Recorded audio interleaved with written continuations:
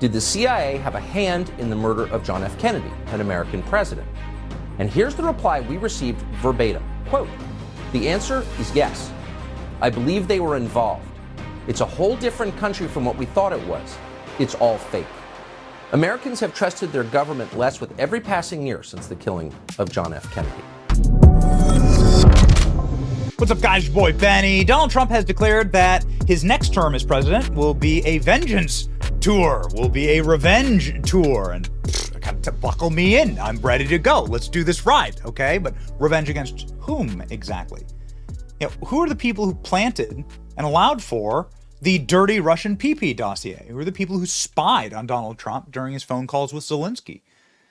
Who are the people who pushed for these impeachments against Donald Trump? Who are the people who actively sabotaged the best piece of political opposition research ever, the Hunter Biden laptop?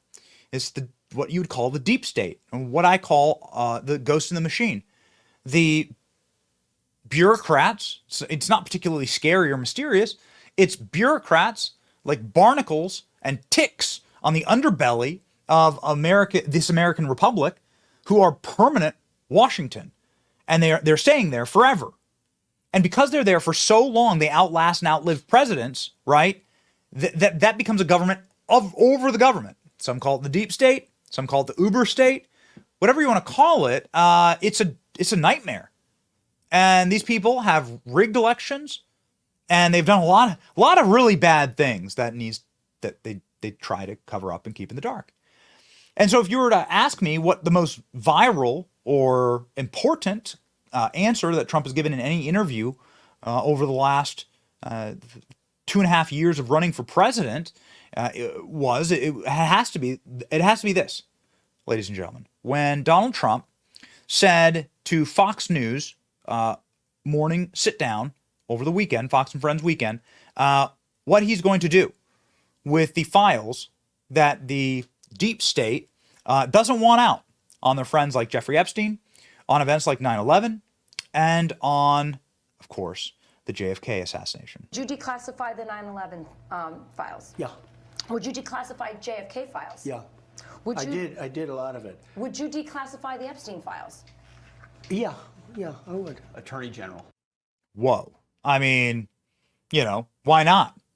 Donald Trump's the only guy. Okay, so first and foremost, Donald Trump's the only guy that actually helped out the investigation into Jeffrey Epstein. He was the only person in Palm Beach that was like, yeah, that guy's a scumbag. I banned him from my club. Let me assist you in your criminal investigation. Go look at the tape. At the prosecutor that finally got Epstein convicted, he said, Donald Trump's the only guy who helped me in this conviction. So why wouldn't Donald Trump release the files? Why not? Right? And then on 9/11, Donald Trump loves New York.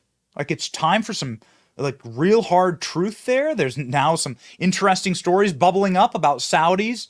There's been some interesting interviews from our own government, in our own government documentation, about the Saudi Arabian involvement there and the CIA's involvement there. It's time for some truth on that.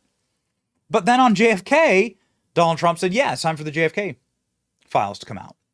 Now, Donald Trump was somebody who stopped the full release of the JFK files during his presidency. He could have ordered all of their release, but he ordered only some of their release. And with a very weird quote, Donald Trump said, my hands were tied. Who ties Donald Trump's hands? I mean, it's got to be a pretty powerful entity. Well, let's go ahead and listen to this clip. I don't want to talk about haunting clips.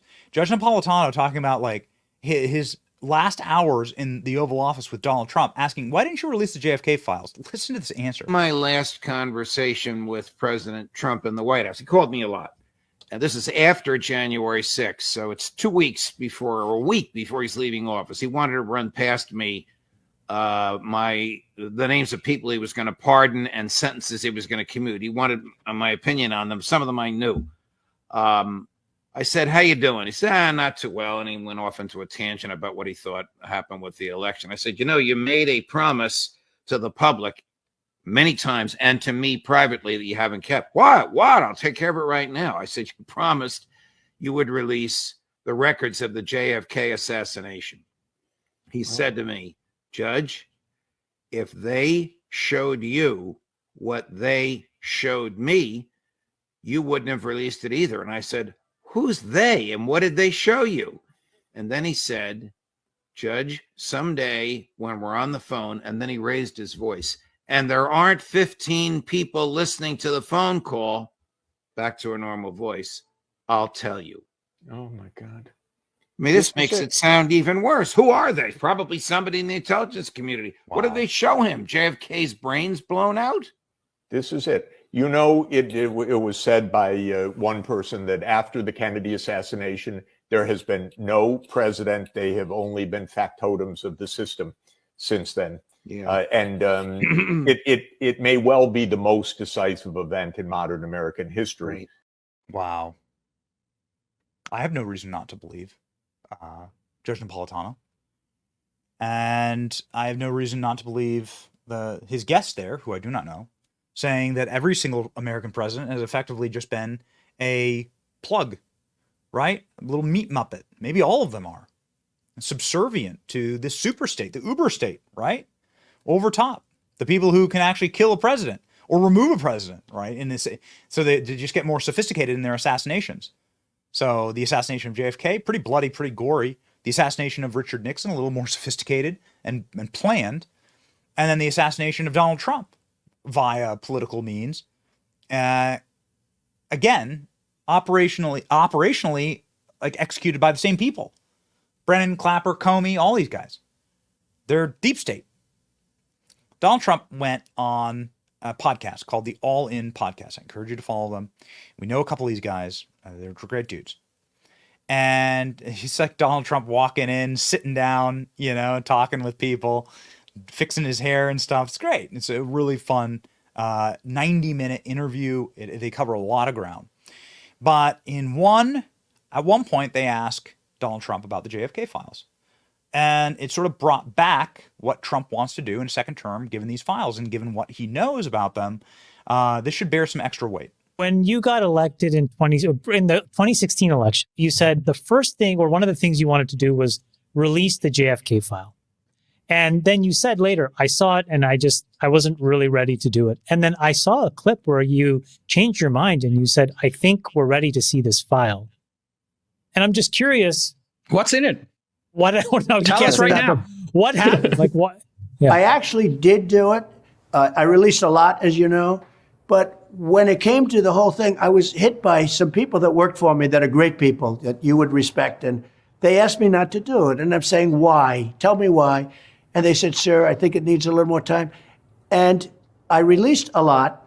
But I said, if they feel so strongly, I respect the people and would have done that again. But this time, I'm just going to do it. RFK says the CIA killed his uncle. Do you believe that? Well, this wasn't CIA that asked me, but I think CIA was probably behind it. But they didn't. They would have preferred that I not release the rest of it. So we did give quite a bit.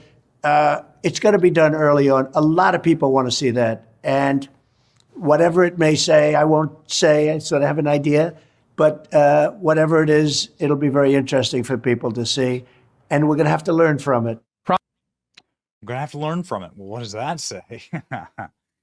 What does that say? Is it a lone gunman? You know, Lee Harvey Oswald was CIA trained.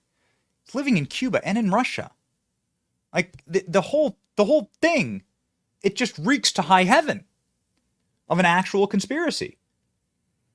And so, you know, I can sit here and yell in my studio day and night. I'm no expert, okay? We're just alive, and we put pieces together on stuff and say, man, this looks shady as hell. But there are people who are experts.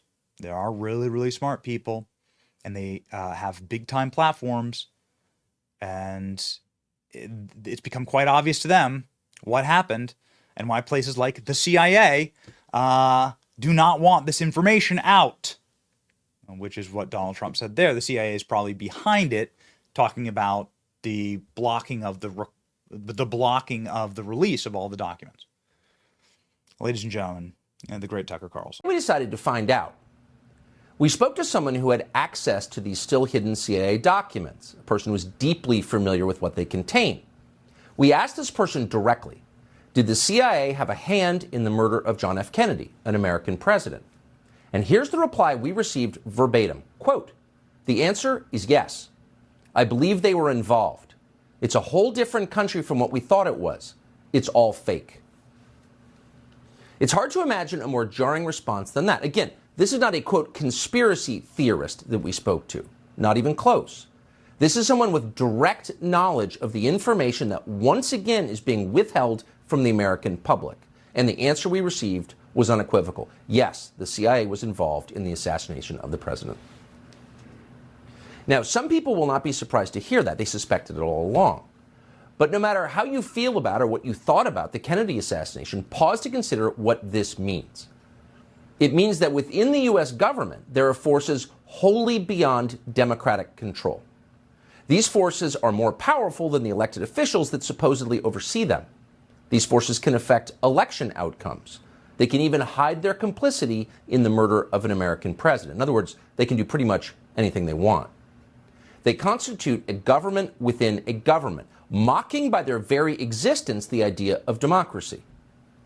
As cynical as we have become after 30 years of watching government officials ignore the voters who employ them, we were shocked to learn this. It's not acceptable. Americans have trusted their government less with every passing year since the killing of John F. Kennedy. Maybe this is why. And people have known this for a long time. The people who knew would include every director of the CIA since November of 1963. And that list would include Obama's CIA director, John Brennan, one of the most sinister and dishonest figures in American life. That list would also include, we are sad to say, our friend Mike Pompeo,